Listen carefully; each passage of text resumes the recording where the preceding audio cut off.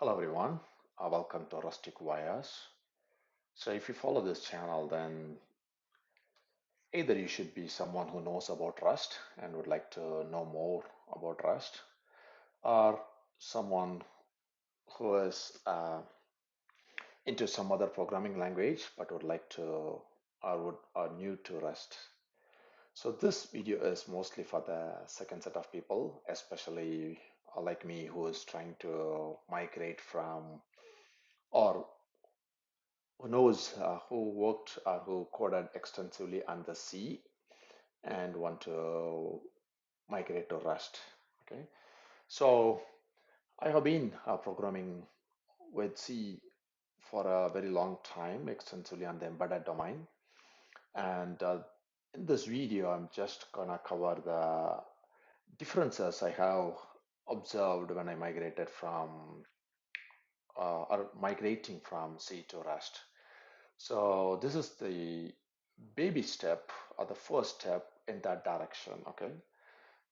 So first on the build system side, so Rust C is the Rust compiler, and this would be equivalent to GCC of the C compiler.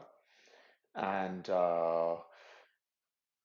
one key difference is that uh, C or GCC you would invoke with the GCC mostly, but in Rust, if you so this text is from the link here. So all these links, whatever you see here, I would mention in the either in the comments or in the video description section. So if you go there, you can get all the text. So mostly, as it mentioned here, most Rust programmers don't invoke Rust C directly, but instead they should go through Cargo. But it's always good for the beginners to start with Rust. That's my experience. Okay, so Rust C is the compiler, and next you have something like a Rust Hub, and it's there isn't any equivalent in GCC environment, but if you would have observed, for example, on the GCC, if you when you run on the host machine, let's say an Intel uh, chipset, then you will have a set of tool chain for your host machine Intel. Then if you want to build or cross compile a set of a C code for ARM, then you would have something like a ARM GCC or ARM based on the ABI. You would install or you would download those executables for each and every target you build for, right? So in Rust, you have something like a Rust hub. So this I would say as a tool to manage the Rust toolchain.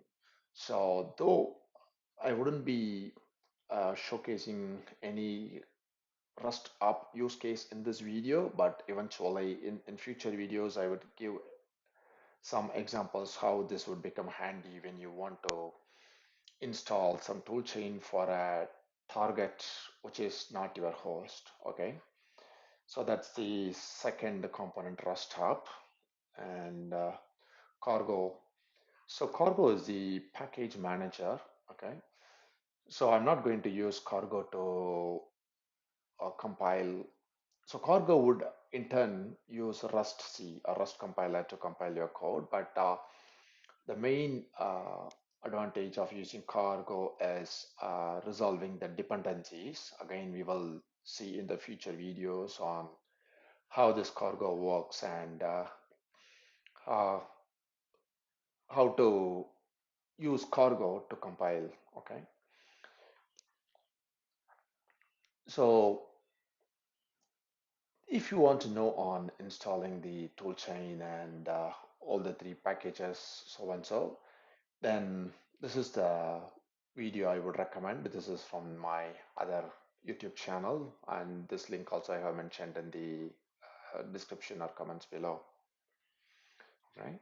So I'm not going to cover installing the toolchain for Rust. Okay. So After once you have the toolchain ready, what are all there are some differences I observed, and I think that that would be um, very helpful for someone at the beginner level to quickly jump and kickstart. Okay, so first thing you would like to do is execute the Hello World application, right? So the first key difference I would like to point out here is the Rust versus C function syntax. Okay, in C you are going to have the function is going to have a return type followed by a function name or identifier, and within the parentheses n arguments uh, with each argument type and argument name, and then the within the curly brace you have the function body. So the function body is same in Rust, but one key difference is that in Rust the function is exclusively mentioned by a keyword fn. Okay, and then the argument is the argument type and the argument name as order is reversed with extra colon here. So this is the argument name and followed by an immediate colon and then the argument type. You will see an example to make it clear. And the function return type is mentioned at the end, and which is directed by an hyphenated arrow. Okay, so this is the return type here. So once we uh, see the key difference in the function naming syntax or function syntax, on top of that, there are few. There is a specific difference, or on top of that, for the main function alone, there are some additional difference. First one is that in Rust, the main function cannot return an error, or it cannot return any value. That is one. And second, the main function cannot take any arguments. Having said this, there are some more complicated ways of achieving this functionality, but I wouldn't be covering that in this video. Okay, so let's do some uh, coding to know more on this difference. Okay, so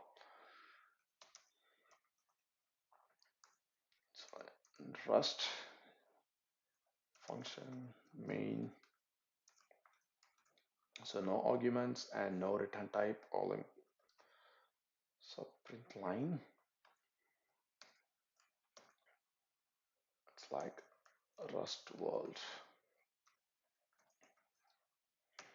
Okay, so print line, and in Rust, if anything that's it's suffixed with an apostrophe, that means that's a macro. So this macro would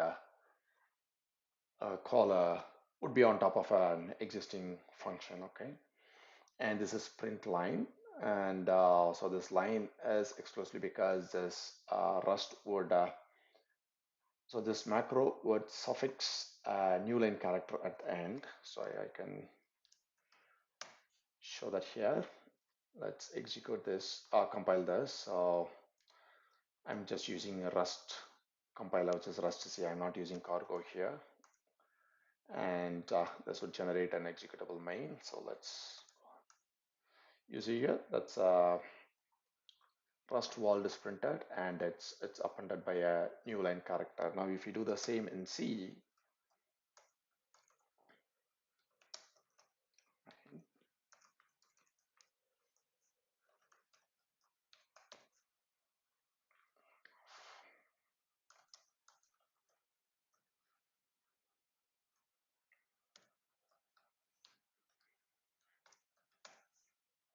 so GCC and .c.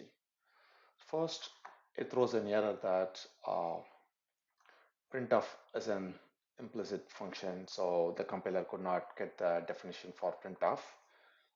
So what we do is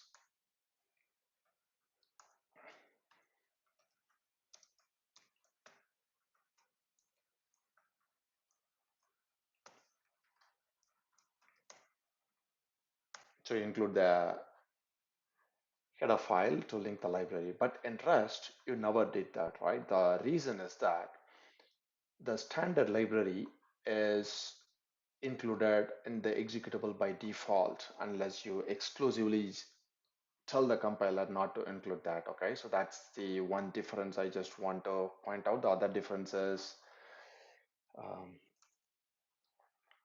as I mentioned, let me go upstairs, that the print line would append the new line character at the end by default. Now let's go write a example. Sorry, sample function. So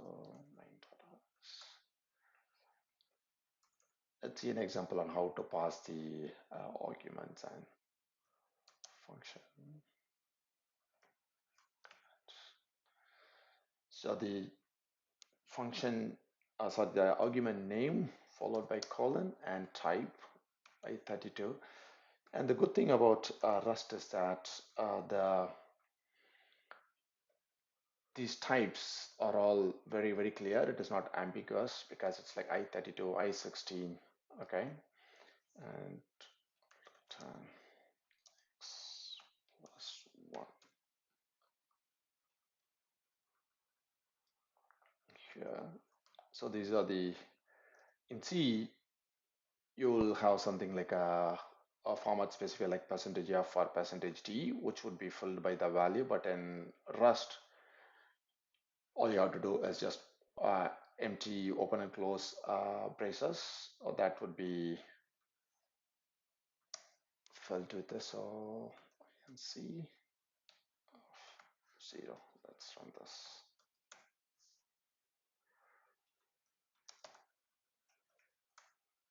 Oops. Format display. What did you do? Okay. So just return and type is again I32.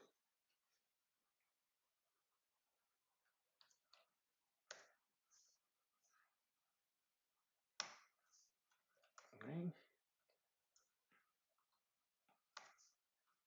Let's run that. Slash main. So you see here, so the value 1 has been, so this is filled with whatever the value this function returns. So in Rust, the specifier, you don't have to know what this function returns. You can just do an open close parenthesis. If this returns an integer, it will be filled with integer. If it returns a character, a string, anything. So the return type can be any of that, and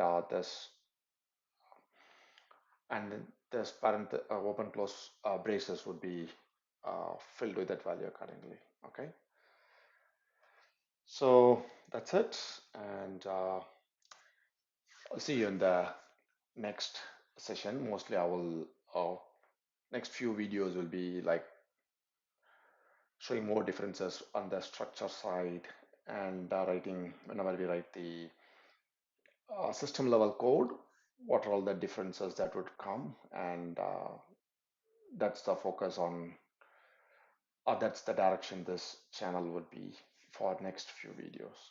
Thank you.